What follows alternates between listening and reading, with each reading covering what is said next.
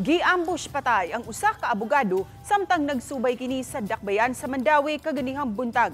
Padayon pang giimbestigahan kung unsay motibo sa krimen. Ano ang report ni Nico Sereno? Mag-alas 6 kaganihang buntag nahitabo ang shooting incident sa Sacris Road sakop sa barangay Bacilid, Mandawi City. Luwan ang biktimang lalaki nga mo'y nagmaneho sa iyang itom nga sakyanan. Dihang giingong gitaparan o gipauwanan og mga bala sa duha ka wa pa mailhing suspitsado nga sakay sa motorsiklo.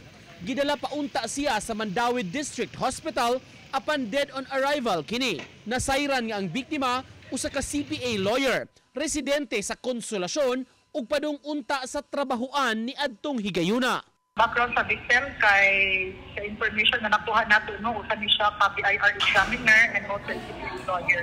Tracking and also pag-gather information o kinsa sa mga posible tagpon sa mga maging suspect na ba ni siya nakaaway, na ba na kontra ang maong ang victim.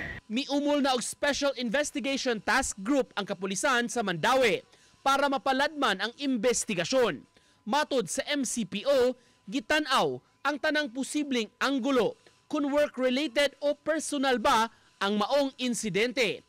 Nakikalayo na sab sila sa pamilya sa biktima. Sa investigation, tanaw na to ang iyahang sa work, sa iyahang personal niya, sa iyahang family, sa iyahang mga personal.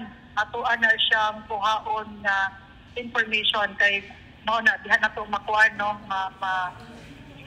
diha ta makaget og information until makuha nato kung kinsa man ang mga possible na mga suspect na ni patay. Uban ni Rod Prado, Nico Sereno, Balitang Bisdak.